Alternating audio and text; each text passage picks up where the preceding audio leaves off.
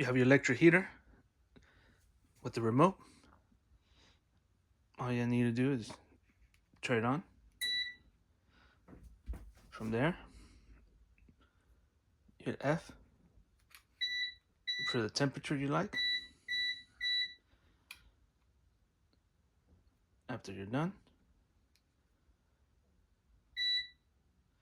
you set the fan either high or low, and automatically will start heating. You could change the light either to low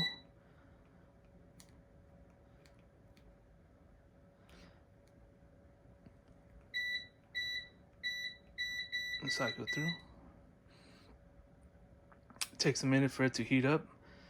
This will probably work for anywhere the temperature outside in the 50s. This just for ambience mostly, but it does heat. And then just to turn it off, hit power, and it'll turn off. The fan will still cycle through until it cools down enough to where it will just shut off.